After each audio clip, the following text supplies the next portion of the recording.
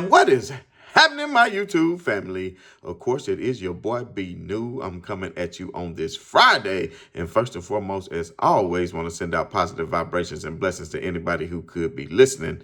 Now, with all that being said, we all know that the Los Angeles Lakers were back in action on yesterday, taking on none other than the Orlando Magic. And as we know, the Lakers had the longest winning streak in the NBA on yesterday at 6, trying to go for number 7. And as of now, we all know that the Lakers did fall to the Orlando Magic 119 to 118, unfortunately.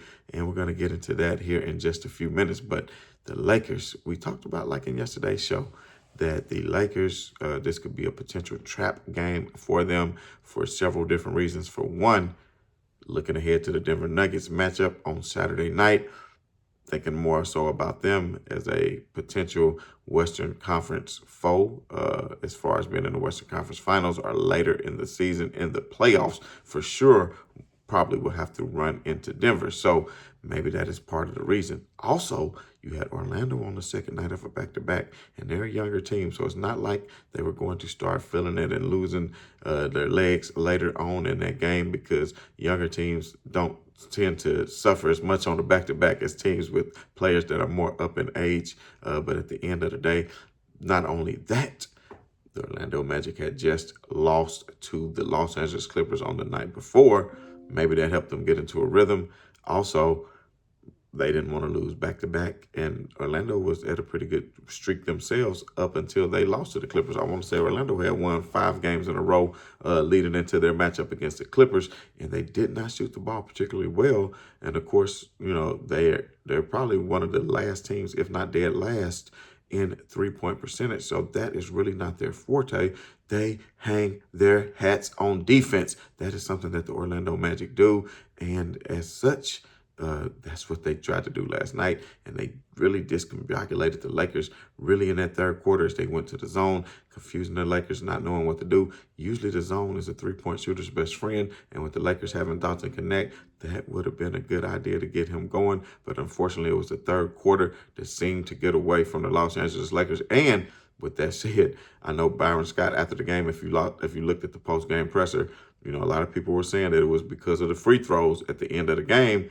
As we all know, the Lakers were up by 4 with like 50 seconds left. So to me, inexcusable to lose this game. But of course, LeBron missed a free throw. He was 1 for 2, I think, with like 3 minutes to go. That was a key free throw. But even more importantly was that of Anthony Davis. Austin Reeves missed one after that. Actually, Austin Reeves missed 2. That was at like the 2.5 minute mark. So there's 2 more points right there. You don't normally see Austin Reeves miss 2 in a row. Then you had Anthony Davis go to the line, split a pair, go to the line again, and he could have easily made this either a 3-point game or even a 2-possession game with like 15 seconds left. Had he made both free throws, you are talking about a 2-possession game. But he sat up there and missed both, allowing it just to be up by 2.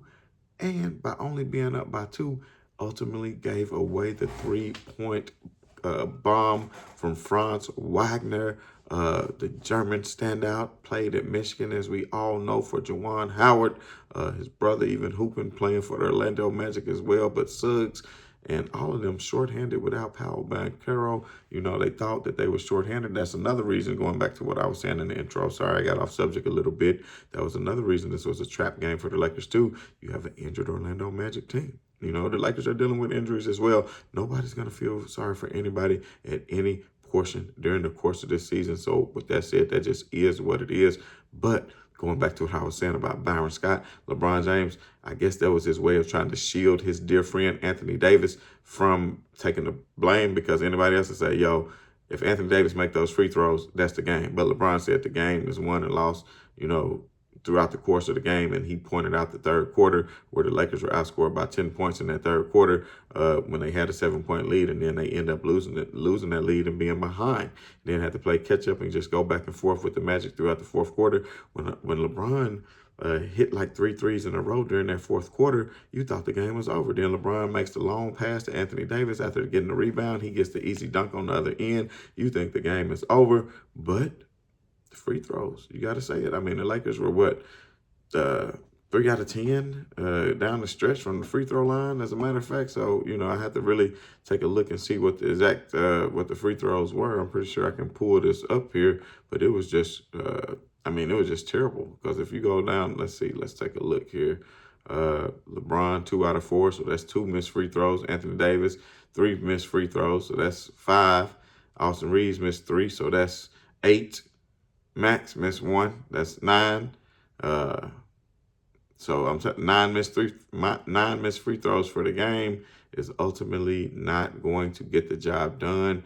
And you're talking about 65% from the free throw line, 17 out of 26, 9 missed free throws. Whereas if you look at what the Orlando Magic did, 18 out of 21, 85%. That right there is 86%. Is going to beat you every time. They only missed 3 free throws out of 21 attempts. And then the Lakers with 26 attempts, it was pretty much called evenly. It was the Lakers who really, especially they didn't just miss free throws early in the game. It was late in the game when they had the opportunity to seal the game. So if you have an opportunity to seal the game, then that is something that you need to do. So with that said, the Lakers, this is one that they're going to look back on and wish that they did not give away.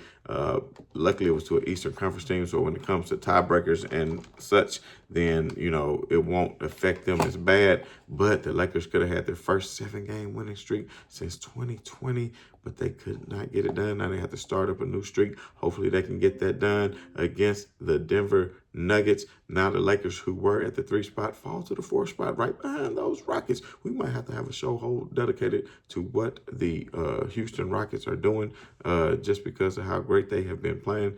Just very surprising to some, but maybe not to others. Thunder still hanging in there at 12-4. Warriors at 12-3.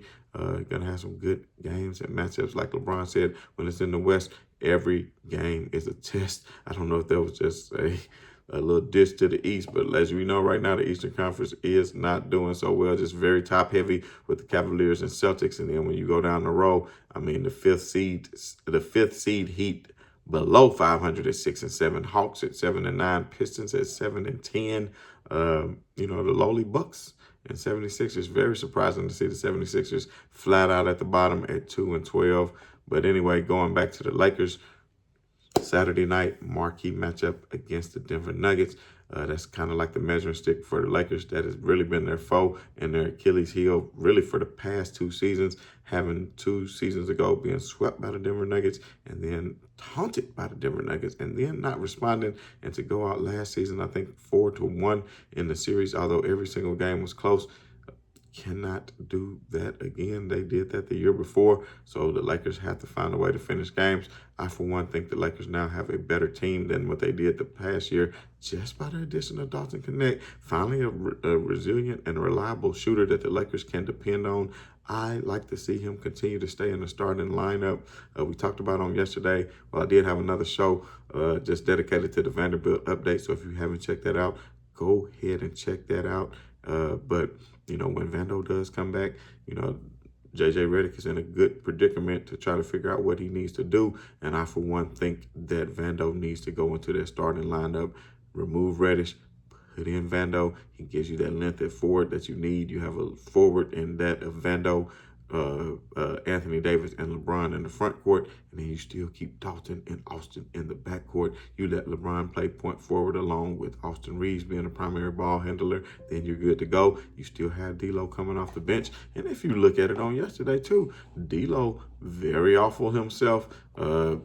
If I had to look back on it now that I had to think about it, let me pull up D'Angelo Russell's numbers. He was terrible. 3 out of 10. That's only 30%. 1 out of 7 for 3. Think about it. If he just makes 2 more threes, the Lakers are in there. They're good to go. I would be remiss if I didn't talk about how well of a game, even though they lost to the I won't say lowly Orlando Magic because this is the NBA. You got to fight and scratch for every victory.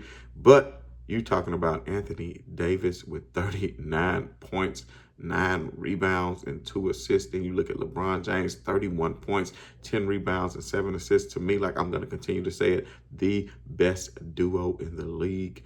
Now you add Cam Reddish, who can play defense. And I was wondering why. Why was Max Christie getting Cam Reddish's minutes down the stretch? I do like Max Christie, but Cam Reddish has been bringing more on the defensive side. I would like to see more Cam Reddish considering the defensive struggles. Cam Reddish did play great defense on that very last play, but like LeBron said, you have to tip your hat to Franz Wagner. The guy just made a hell of a shot, and that just is what it is. So Lakers tomorrow night against the Denver Nuggets. We'll talk about it there, pregame, postgame. If you haven't done so already, hit that like, hit that share, hit that subscribe, and of course, hit that bell, that notification bell, so you know when my video premiere and we can all talk about it. Put it down in the comments what else we want to talk about, because we will cover it all. If you want me to touch on some other things, I will be more than happy to do so. As always, man, this has been your boy B New. I'm saying right on to the real, and much love to these haters. I'm out.